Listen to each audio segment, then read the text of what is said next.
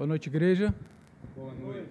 Que a graça, a paz, o amor e a misericórdia do Senhor estejam presentes em nossos corações nesta noite. Quero convidar você a abrir sua Bíblia no Evangelho de Marcos, capítulo 5, versículos de 1 a 20.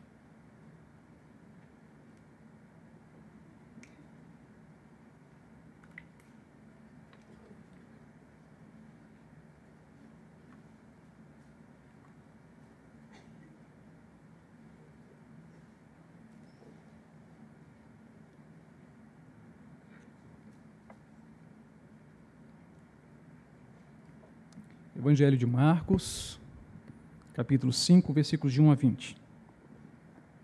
Palavra do Senhor que diz: Entrementes chegaram a outra margem do mar, a terra dos Gerazenos. Ao desembarcar, logo veio dos sepulcros ao seu encontro um homem possesso de espírito imundo, o qual vivia nos sepulcros, e nem mesmo com cadeias alguém podia prendê-lo. Porque, tendo sido muitas vezes preso com grilhões e cadeias, as cadeias foram quebradas por ele, e os grilhões despedaçados, e ninguém podia subjugá-lo.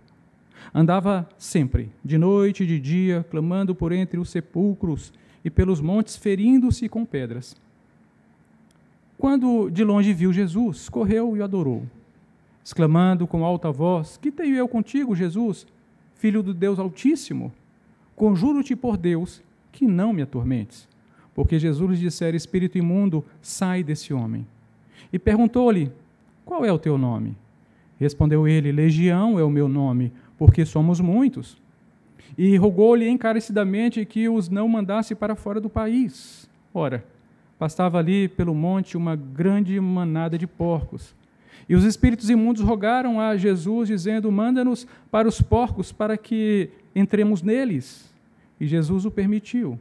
Então, saindo os espíritos imundos, entraram nos porcos, e a manada, que era cerca de 2.000, precipitou-se despenhadeiro abaixo para dentro do mar, onde se afogaram. Os porqueiros fugiram e o anunciaram na cidade e pelos campos. Então saiu o povo para ver o que sucedera. Indo ter com Jesus, viram o endemoniado, o que tivera a legião, assentado, vestido em perfeito juízo, e temeram. Os que haviam presenciado os fatos contaram-lhes o que acontecera ao endemoniado e acerca dos porcos. E entraram a rogar-lhe que se retirasse da terra deles. Ao entrar Jesus no barco, suplicava-lhe o que fora endemoniado que o deixasse estar com ele. Jesus, porém, não lhe o permitiu, mas ordenou-lhe: Vai para a tua casa, para os teus, anuncia-lhes tudo o que o Senhor te fez e como teve compaixão de ti. Então, ele foi, e o Jesus lhe fizera, e todos se admiravam.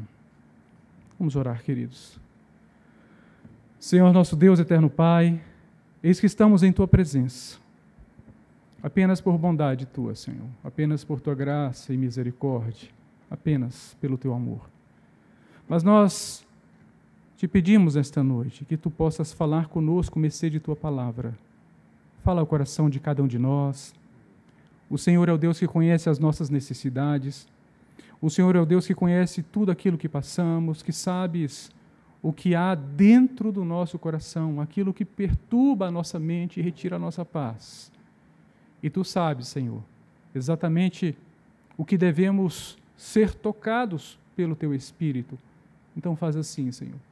Damos-te, Senhor querido, plena liberdade para agir em nosso meio.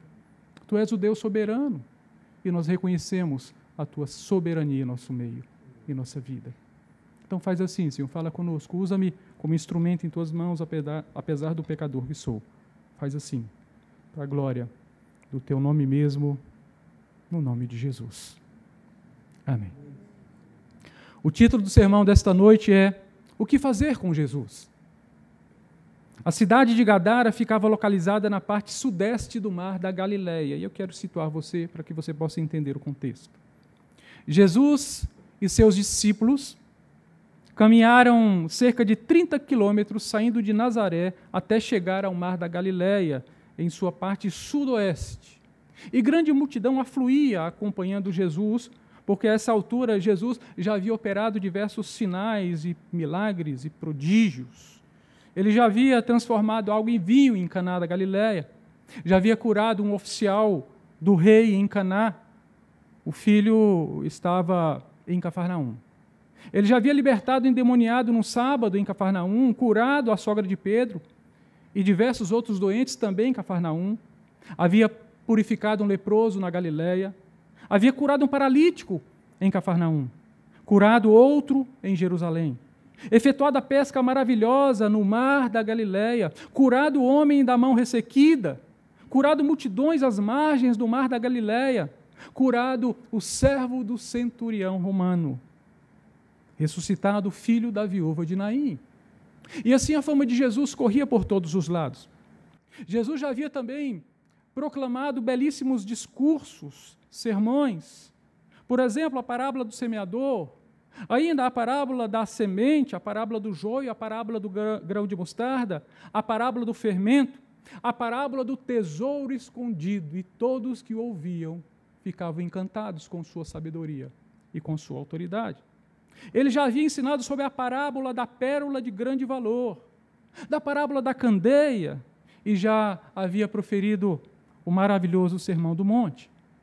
E por causa dos milagres que Jesus operava, assim como também dos ensinamentos que ele trazia, grandes multidões o seguiam por muitos quilômetros. O fato é, queridos irmãos, que o versículo 34 do capítulo 4 nos mostra que naquele dia, a hora já estava avançada. Jesus estava cansado. Sendo já tarde, disse Jesus, passemos para a outra margem, justamente para o lado dos Gadarenos. Jesus estava cansado e teria uma oportunidade para descansar. Então, naquele percurso, 11 quilômetros de travessia, ele poderia deitar-se um pouco, reclinar sua cabeça e dormir. Outros barcos seguiam Jesus, enfrentando todas as dificuldades, barcos cheios de pessoas. E Jesus, cansado, entrou em sono e dormia na polpa do barco onde estava, com sua cabeça sobre um travesseiro. Mas o mar se tornou muito furioso, e nós conhecemos bem essa história. E Jesus, então, sendo despertado pelos seus discípulos, que disseram, mestre, não te importas que pereçamos? E Jesus, então, despertando, repreendeu o vento e disse, acalma-te, emudece. E o vento se aquietou, está em Marcos 4:39. Veja que o resumo do contexto é este. Jesus atravessou a barco o mar da Galileia, da banda de Nazaré para a banda de Gadara ou de Genezaré, não importa. Acalmou uma tempestade e, ao desembarcar, eis que sai a seu encontro 2 homens endemoniados, de acordo com o texto de Mateus, capítulo 8, versículo 28. Que saindo dos sepulcros, a tal ponto furiosos, que ninguém deixavam passar pelo caminho. Marcos e Lucas, no entanto, fazem destaque apenas de um desses homens, o homem que mais chamou a atenção desses 2 narradores.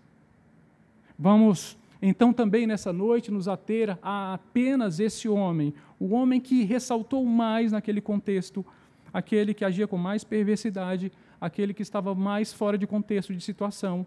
Não é? E nós vamos ver as características descritas nos evangelhos de Marcos e Lucas acerca desse homem. Que homem era esse? Era uma pessoa daquela comunidade que vivia ali mesmo, conhecido por todos. Era uma pessoa que tinha família naquela localidade, não sabemos se exatamente em Gadara ou em uma das cidades de Decápolis. Mas o fato é que esse homem se portava e se demonstrava de forma furiosa.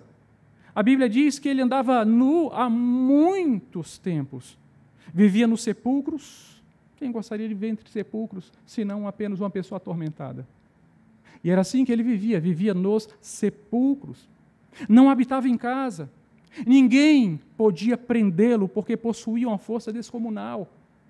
Arrebentava correntes, arrebentava cadeias, arrebentava grilhões. Ninguém podia detê-lo ou dominá-lo. Andava sempre, diz a palavra do Senhor, de dia e de noite, numa situação tétrica, absurda, horrível.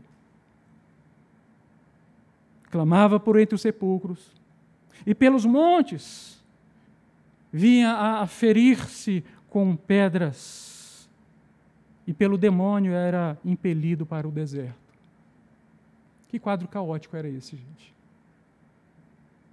Talvez nós tenhamos até dificuldade de imaginar por causa de uma situação tão pitoresca, de um quadro tão gravoso. Eu pergunto para você, se você saindo, talvez, aqui na Asa Sul, onde você mora, ou no bairro que você resida, se você viesse a encontrar com uma pessoa dessa, nessas condições, um homem furioso, nu, com certeza mal cheiroso, com marcas de feridas que ele mesmo se fazia, e se você encontrasse nesse encontro casual, e se fosse à noite, ou tarde da noite, depois das 12 horas, na madrugada, como você reagiria? Qual pensamento você teria? Que sentimento dominaria o seu coração? Perceba que era esta a situação triste, deplorável daquele homem, e as pessoas que o conheciam já estavam acostumadas em vê-lo daquela forma. Esse homem atormentado por demônios, embrutecido e furioso, veio ao encontro de Jesus, e a Bíblia diz que ao ver Jesus, de longe, veio ao seu encontro, correu e o adorou. Alguém pode estranhar, mas como assim, pastor? Os demônios adoram Jesus? Os demônios adoram a Deus, sim. Não há nenhum ser que, ainda que não tenha a percepção clara ou a consciência clara, que deixe de adorar a Deus. Até a nossa respiração serve como adoração ao Senhor. Amém? E eles vieram, se prostraram e adoraram ao Senhor. No versículo 8, Jesus diz ao demônio: espírito imundo, sai desse homem. E o espírito imundo conjura Jesus por Deus para que não fosse mandado para fora do país. Eu acho interessante conjurar Jesus por Deus, ou pedir a Deus em nome de Deus que não os deixasse sair daquele país. No texto sinótico de Lucas, no capítulo 8, versículo 31, a palavra afirma que os demônios rogavam a Jesus para que não fossem mandados para o abismo. Percebem que aqueles seres estavam reconhecendo uma autoridade extremamente superior, um poder extremamente superior ao poder que possuíam. Jesus pergunta, então, qual é o teu nome? E o espírito imundo diz, legião, porque somos muitos. E eu creio de fato que era uma legião, queridos. Porque o texto repete algumas vezes sobre o homem que possuíra uma legião de demônios. Mas o que era uma legião? Uma legião era uma divisão fundamental do exército romano, composto por 6.000 homens treinados para a guerra. Extremamente organizada, era composta de infantaria, de cavalaria, dos arqueiros e flecheiros. Homens preparados para a batalha, homens que não mediam esforços para entrar e sair da guerra. Extremamente organizados. A hierarquia e a disciplina eram rígidas das legiões romanas. Por onde passavam, as legiões romanas deixavam rastro de destruição e morte, pilhavam seus inimigos, quando não os matavam, os escravizavam. Era assim que eles estavam se apresentando para Jesus. Nós somos um exército e estamos prontos para defender o nosso território. Nós somos um exército e estamos aqui acampados neste lugar. Talvez quisesse intimidar a pessoa do Senhor Jesus. Quando o espírito imundo afirma que o seu nome é legião, ele queria dizer, nós somos muitos, somos treinados para o intento, matar, roubar e destruir, somos organizados, usamos de estratégia, somos hierarquizados e disciplinados, e por onde passamos, espalhamos o terror e a morte. Quando não matamos, escravizamos, espoliamos e pilhamos. Era exatamente isso que aquela legião fazia não somente com aquele homem, mas fazia com toda aquela sociedade que havia se acostumado com aquela vida medíocre. Perceba uma coisa, querido, junte-se aos medíocres e você será pior do que eles. Junte-se aos sábios e você será um com eles. E Jesus chega ali para mudar aquele status quo. Há muitos cristãos que brincam com o inimigo, brincam com as coisas do inimigo, João capítulo 10, versículo 10, afirma que o ladrão vem somente para matar, roubar e destruir. Mas Jesus afirma, eu sou o bom pastor, e o bom pastor dá a vida pelas ovelhas. Eu vim para que vocês tenham vida e a tenham em abundância. Havia com certeza ali, armado no campo de batalha, no teatro de operações, Jesus representando o reino de Deus, e aquela legião representando o império das trevas. Mas Jesus, no mesmo capítulo 10 do livro de João, se apresenta como a porta da salvação. E o que é a porta da salvação? É a porta que se interpõe entre a ovelha e a morte.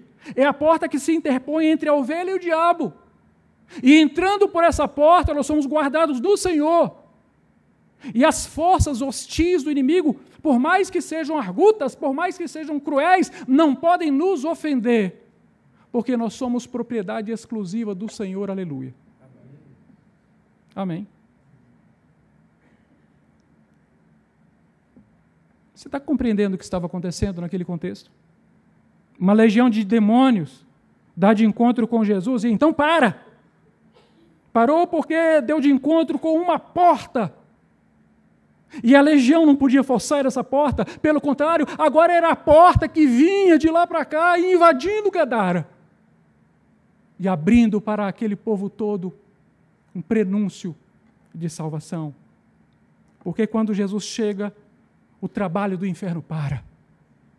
Quando Jesus chega, o exército do inimigo se desmobiliza.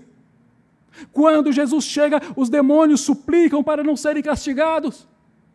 Quando Jesus chega, o inimigo é envergonhado. Quando Jesus chega, os aprisionados são libertos. Jesus é o mais valente, que veio para saquear a casa do valente. Ele chegou, ele tem poder, ele tem autoridade, e ele não vai deixar que o demônio continue cirandando com as pessoas. É isso que o texto está nos explicando. Perceba, querido irmão, que a palavra Gadara vem do radical hebraico Gader, que significa fronteira. Ou seja, era uma região de fronteira. Próximo dali havia, de fato, um grande abismo. O versículo 10 diz que o espírito imundo rogou-lhe encarecidamente para que não os mandasse para fora do país. Lucas diz, para que não os mandasse para o abismo.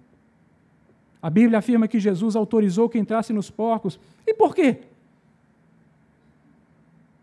Pedem para Jesus que nós possamos entrar nos porcos. E Jesus autoriza. Por quê? Jesus não gosta de porcos? Seria isso? Isaías, o profeta messiânico, pode nos ajudar um pouquinho a entender essa situação. Isaías capítulo 66, versículos 3 e 4, se você quiser abrir sua Bíblia. Isaías 66, versículos 3 e 4.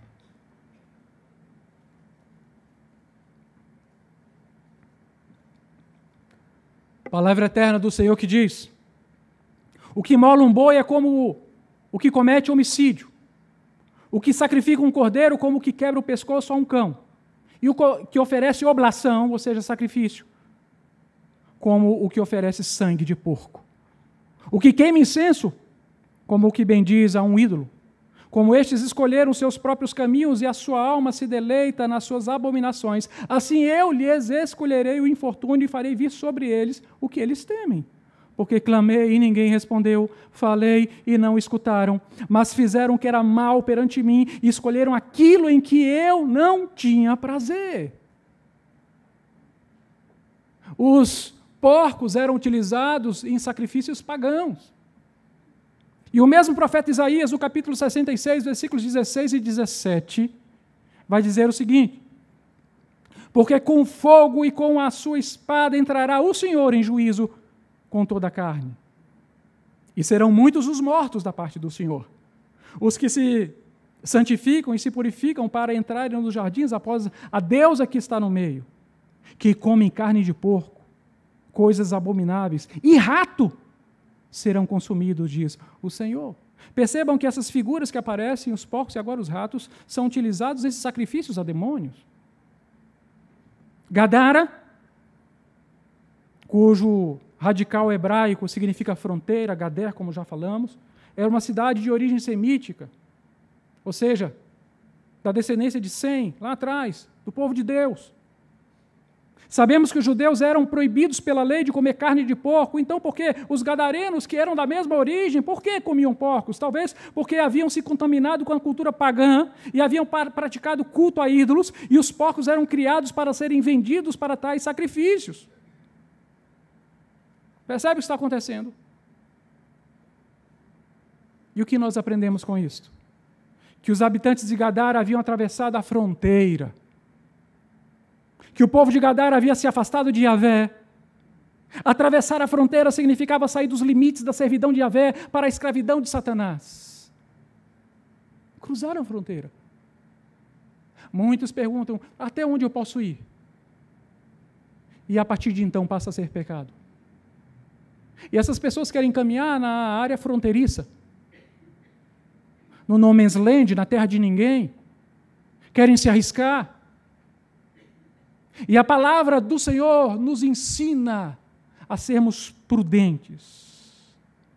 E perceba, queridos, quando Jesus permite que os demônios sigam para os porcos, está anunciando a queda do modelo da idolatria e da vida de pecados.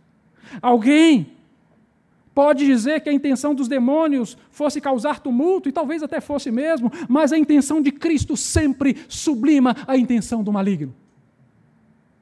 O propósito do Senhor sempre é superior ao propósito de Satanás. Os planos de Satanás se frustram, mas os planos do Senhor jamais se frustram. Porque Deus é eterno, é soberano, é o Todo-Poderoso, e com Ele ninguém pode. Louvado seja o Senhor.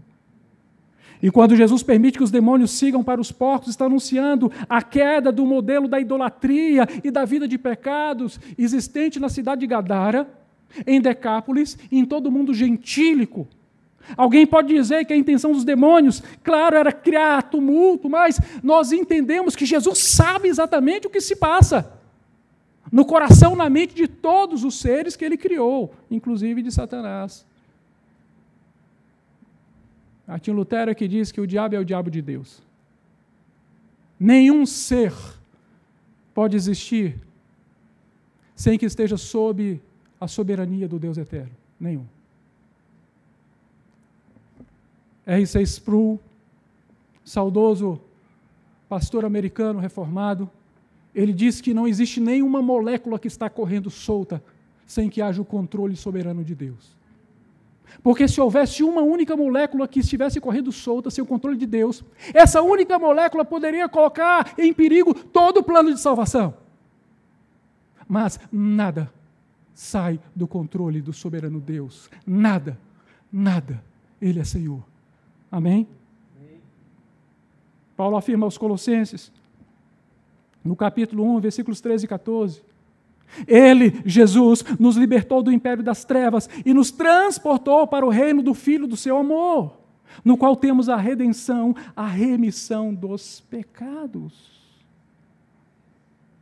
O que Jesus está nos ensinando nesse texto? E por que Ele atravessou para o lado de Gadara? Ora, Ele é Deus e Ele queria mostrar que é possível sim o regresso da fronteira do abismo. É possível sim voltar-se do país das trevas para o país do Senhor. É possível sim passar das trevas para a luz e entrar no reino de Deus, e a porta já está colocada, a porta da salvação. A grande questão que precisamos trazer à pauta é: de que lado da fronteira nós estamos? Nós estamos de Gadara para cá com Jesus, ou estamos de Gadara para lá? Onde está concentrada a sua vida, a história da sua vida, da sua família? Você está em Gadara para cá e tem prazer no Senhor, ou você está em Gadara para lá e abomina a presença do Senhor? Percebam que o texto de Marcos divide a humanidade em duas categorias. A primeira categoria de pessoas são aquelas pessoas que querem ser curadas por Jesus, pessoas que querem aprender de Jesus, pessoas que desejam fazer parte do reino de Jesus, pessoas que desejam tocar em Jesus, pessoas que querem estar com Jesus. Para a primeira categoria de pessoas, seguir Jesus vale a pena? Sim. Como vale a pena? Vale a pena seguir a Jesus pelas imensas jornadas nas estradas empoeiradas da Palestina. Seguir Jesus vale a pena, desde a Judéia. Vale a pena enfrentar o clima inóspito, vale a pena atravessar os vales, os montes, os pedregais e o deserto, vale a pena, inclusive se amontoar em pequenos e frágeis barcos, só para poder acompanhar o barco de Jesus. Vale a pena, nem que seja necessário enfrentar uma tempestade e os perigos da noite. Para a primeira categoria de pessoas, vale a pena estar com Jesus. A primeira categoria de pessoas acredita que Jesus tem poder para mudar a vida da gente, para mudar a história da gente, para mudar a família da gente. A primeira categoria acredita que Jesus tem poder para fazer a gente ver de forma diferente as coisas que até aqui víamos de forma equivocada. Jesus tira o embaraço dos nossos olhos, tira a nuvem dos nossos olhos. A primeira categoria acredita que Jesus tem poder para dar razão à nossa existência. Pense na sua vida sem Jesus, e eu tenho certeza que você não encontrará razão. E se alguém disser que a razão na vida sem Jesus, logo, logo se frustrará. Para a primeira categoria de pessoas, Jesus tem poder para nos resgatar da miséria e da morte espiritual. Jesus é o Todo-Poderoso. Aleluia, aleluia, aleluia. Qual é a essência do Evangelho? O doutor Martin Lloyd Jones, saudoso pastor gaulês, afirma que a essência do Evangelho é responder à questão: o que fazer com Jesus, o chamado Cristo? E sempre nós vamos nos deparar com essa questão: o que fazer com Jesus? Essa foi a pergunta de Pilatos e a pergunta que afeta a todo ser humano. Todos os dias você precisará responder essa pergunta: o que fazer com Jesus? Alguns querem Jesus perto bastante para que a sua bênção possa chegar, mas também querem Jesus longe o bastante para que não se intrometa em suas vidas. Quem é Jesus para você e o que você fará com Jesus? Qual é a sua atitude para com Jesus? Qual é a sua atitude para com a salvação que Ele te oferece? O que você fará com Jesus? Ele chegou, Ele desembarcou na Gadara da tua vida, na fronteira. Você faz parte da categoria que quer estar com Jesus. Você quer aprender de Jesus. Quer ver sua vida sendo transformada por Jesus. Ou não? A segunda categoria de pessoas, queridos, é aquela categoria que está do outro lado da fronteira, na outra margem do mar da Galileia, no lado leste.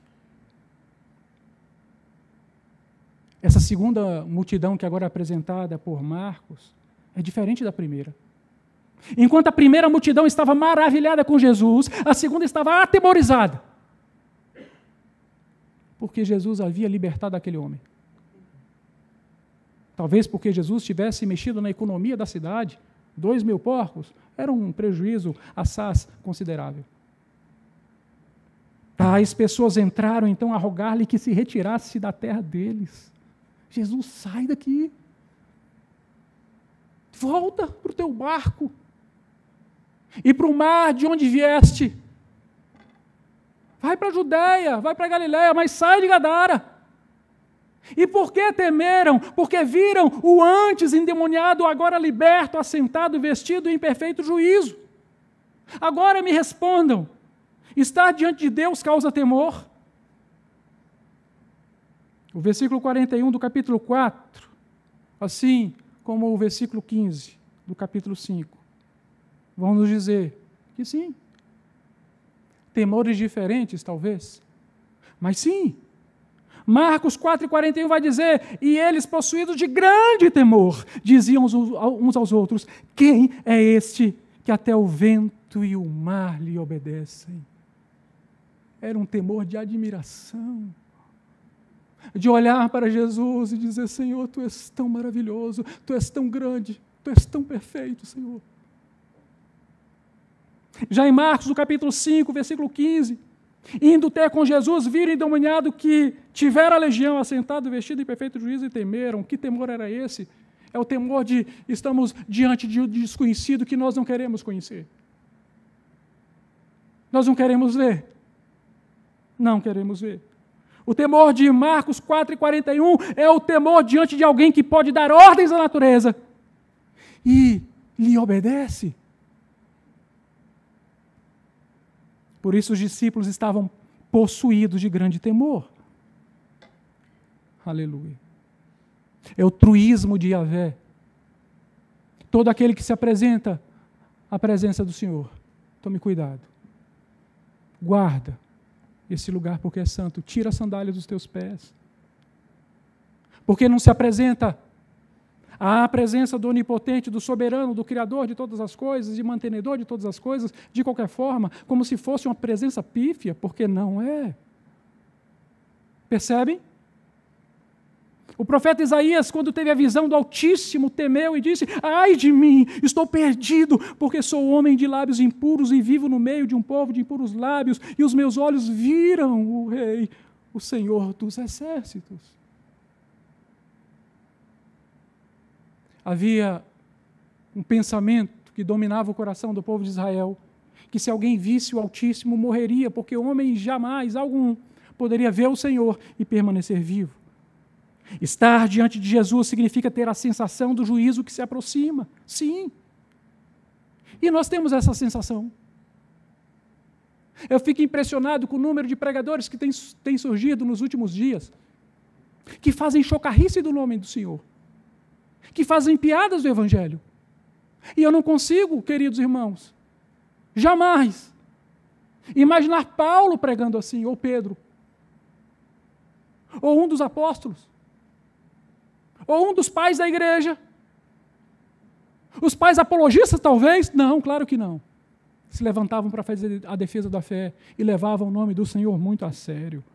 E hoje a igreja ri, acha bonito, bate palmas. O nome é santíssimo. A palavra se refere sempre ao Senhor no triplo santo. O Senhor é santo, santo, santo. Então nós não podemos nos portar na presença dEle de qualquer forma, não podemos agir de qualquer maneira na presença do Todo-Poderoso. Estar diante de Jesus significa ter essa sensação de um juízo vindouro, mas que também já chegou. Portanto, temos que ter temor e tremor na presença dEle. Quando o profeta Daniel teve a visão do fim dos tempos, de acordo com o capítulo 8, a partir do versículo 17 do seu livro, o profeta narra que ao ver se aproximar o anjo do Senhor, ficou atemorizado. E no versículo 18 ele vai dizer: enquanto ele falava comigo, caí prostrado, rosto em terra, e perdi os sentidos. Então ele tocou em mim e me colocou de pé. Que sensação causa a presença do Senhor na sua vida? É óbvio, queridos, que a presença do Senhor causa temor. A questão é, diante desse temor, o que faremos? Essa é a questão da nossa vida, no que Deus pode transformar a minha vida agora que eu estou na presença dEle. Perceba que o temor dos discípulos os unia a Cristo. Amém? O temor dos discípulos os impulsionavam a estar na presença do Senhor, do Todo-Poderoso. Aleluia. Entretanto, o temor dos gadarenos os levou a insistir que Jesus se retirasse da terra deles. Qual seria o motivo dos gadarenos? Havia um homem atormentado por uma legião de demônios, que a todos atormentava a palavra do Senhor, e agora não atormentava mais, porque teve um encontro com Jesus. Ora, isso não era algo muito bom? Sim, claro, algo maravilhoso, mas não para os gadarenos, porque os gadarenos estavam acostumados com o terror em que viviam, estavam acomodados àquela situação de miséria e penúria, eles estavam acomodados, acostumados ao jugo da escravidão, os grilhões não eram mais sentidos, haviam se adaptado à peia do inimigo, sob o jugo de Satanás. E o homem liberto representava a vida medíocre de então, como endemoniado. Agora, como liberto, ele apresentava uma nova vida para eles, e os gadarenos não queriam essa nova vida, mas queriam viver da forma que estavam vivendo até então. Percebem? Você percebe o que estava acontecendo? Na comparação entre o temor dos discípulos e o temor dos gadarenos. Queridos irmãos, o temor dos discípulos os unira a Cristo, e o temor dos gadarenos os afastara de Cristo. Percebam que o estado de degradação do pecado fez com que aquelas pessoas preferissem a desgraça, o viver subhumano, a existência miserável e a cegueira espiritual. Que vida é essa? Que vida é essa sem sentido? Das orgias, das bebedices, das luxúrias, de tudo aquilo que há no império das trevas. Eu gostaria de concluir o nosso sermão, te convidando a olhar mais uma vez para o texto bíblico e entender que o pedido dos gadarenos não era um pedido amigável. Não era, Jesus, talvez volte outra hora. Não era nada disso. O pedido dos gadarenos sugere violência, e entraram a rogar-lhe que se retirasse da terra deles.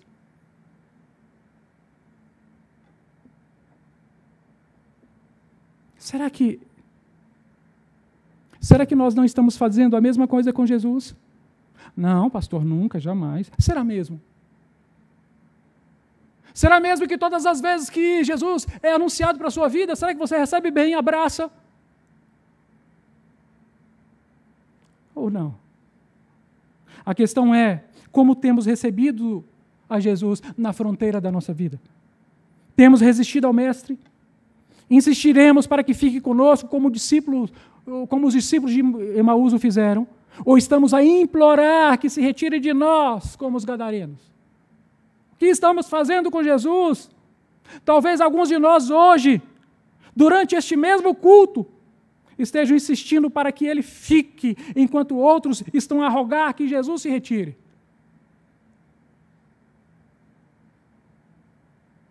Enquanto alguns estão pensando, eu gostaria de ter vindo essa noite na igreja para receber uma palavra de conforto, de consolo. E eu recebo uma palavra assim, é o Evangelho, e o Evangelho é inegociável. Suas cláusulas são pétreas, são inamovíveis. E nós não negociamos o Evangelho para ficarmos mais legais, para nos apresentarmos mais gente boa. Então vamos pregar o Evangelho adocicado, extra leve. Não, claro que não. E talvez alguém possa estar se perguntando, pastor, como é que eu estou pedindo para Jesus se retirar? Talvez com a forma com que se portam e comportam na sua santa presença. Talvez como a forma de apresentarmos o nosso culto. O corpo presente, mas a mente está longe, está distante. Eu sei que você, ao ouvir este sermão, sabe que Jesus está falando contigo. E sabe que Ele hoje chegou à Gadara da tua vida, na região da fronteira, no lugar ao qual o profeta Joel denominou de Vale da Decisão. Joel capítulo 3, versículo 14 diz, multidões, multidões no Vale da Decisão, porque o dia do Senhor está perto no Vale da Decisão. E chegou esse dia. O encontro em Gadara com Jesus é hoje. É agora. Ele já atravessou o mar e já chegou na tua terra. É hoje que você chegou no Vale da Decisão, e o que fará? Talvez nesse dia você possa estar se colocando aos lados dos gadarenos, que querem Jesus fora, ou do lado dos outros que amam estar com Jesus apesar dos pesares, apesar de. Como se a vida sem Jesus fosse uma vida que valesse a pena ser vivida. Vive uma vida de estereótipos, uma vida que consiste em casca, que não tem essência, uma vida oca, vazia. Se cercam de argumentos para não servir ao Mestre. Talvez amanhã, quem sabe, hoje não. Hoje Jesus chegou na Gadara da tua vida. Hoje. Soren Kierkegaard, um filósofo e teólogo dinamarquês do século XIX, afirmou: o pior perigo de todos é perder-se a si mesmo. O homem silenciosamente se perde como se fosse nada. E nenhuma outra perda pode ocorrer tão silenciosamente. A pessoa vai se perdendo dia após dia e nem se dá conta disso. Nem se dá conta. E vai entrando cada vez mais para Gadara, cada vez mais. E se afastando de Jesus, cada vez mais. Silenciosamente, você pode estar sofrendo a pior perda, você pode estar perdendo a si mesmo para viver uma vida sem sentido. Talvez não tenha agido com violência com Jesus, como fizeram os gadarenos. Talvez, silenciosamente, você esteja insistindo que Jesus se retire da sua vida. Silenciosamente. Sem grandes alardes. Silenciosamente você nega Jesus quando você não valoriza a sua santa presença. Quando você não valoriza o culto. Quando você não coloca o seu coração na adoração. Há muito tempo não valoriza a comunhão dos santos, vir ao culto se tornou um enfado. E você só vem porque adquiriu esse hábito. Ou porque quer agradar a seus pais ou a seus filhos. Marcos afirma que aquele que foi liberto insistiu para seguir com Jesus, porque queria estar com Jesus. Aí Jesus faz um teste.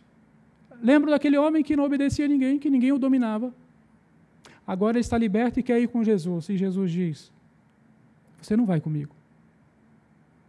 Você vai voltar para a sua família e você vai pregar para a sua família. E vai dizer tudo o que você viu e como foi liberto.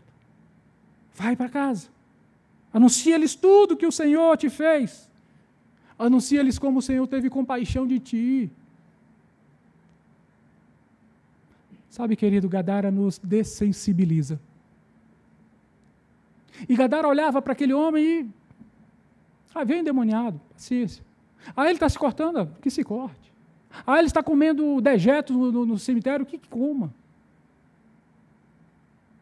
Ele está gritando de dia e de noite, que grite. Gadara dessensibilizou seus habitantes. E nós não podemos perder a sensibilidade, queridos. Não. Marcos afirma que aquele homem obedeceu a Jesus. Aquele que não obedecia a ninguém agora obedece o Senhor.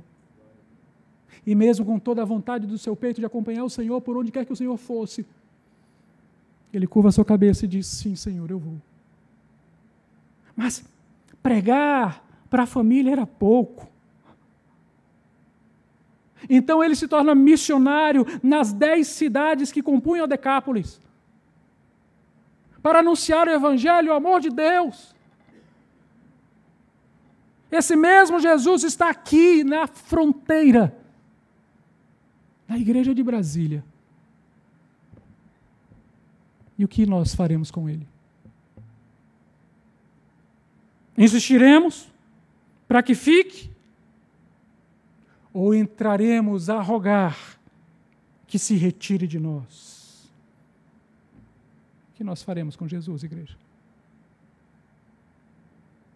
O que você fará com Jesus? Curva a sua cabeça. Quero orar por você. Senhor nosso Deus, nós somos muito frágeis, somos pequenos. Somos servos indignos. Somos impuros, imperfeitos, desqualificados. E a nossa situação não era tão diferente daquele homem, porque éramos também escravizados pelo pecado e por Satanás. Porém, não mais, porque o Senhor veio a Gadara da nossa vida, a região da fronteira, e o Senhor nos resgatou. Nós não fomos até a porta de salvação, foi a porta de salvação que veio até a nossa vida. E por isso, Senhor, nós estamos muito felizes, porque é o Senhor que faz maravilhas, enfrentando a morte na cruz para nos salvar. Muito obrigado, Senhor. Agora, o que nós faremos com o Senhor? O que eu farei com o Senhor? O que o meu irmão, a minha irmã fará com o Senhor? Ajuda-nos, Senhor, porque sozinhos não temos forças, porque sozinhos não conseguiremos, e somos integralmente dependentes do Senhor. E se porventura há alguém aqui nesta noite, querido Jesus, que se considere autossuficiente, dono do próprio nariz, tem misericórdia dele, Senhor, e mostra-lhe o teu amor, assim como tu mostraste para aquele homem, naquele dia, em Gadara. Faz assim, Senhor. Só tu, Santo Espírito, pode nos convencer do pecado, do juízo e da justiça. Tem compaixão de nós. Abençoa, Senhor, a nossa igreja, a cada família presente, representada, ausente. E muito obrigado, Senhor, porque um dia na história da nossa vida, o Senhor cruzou o mar da Galileia e entrou na região da fronteira e nos resgatou de lá. Muito obrigado. Se alguém, Senhor Jesus, ainda não te conhece como Salvador, como Senhor, convence o Senhor, para a glória do teu nome. Que esta noite e esta palavra pregada possa ficar no coração das pessoas, possam ruminar essa palavra, mastigá-la todos os dias. Que seja assim, para a honra e glória do teu nome, no nome precioso de Jesus. Amém. Amém. Que Deus os abençoe, queridos.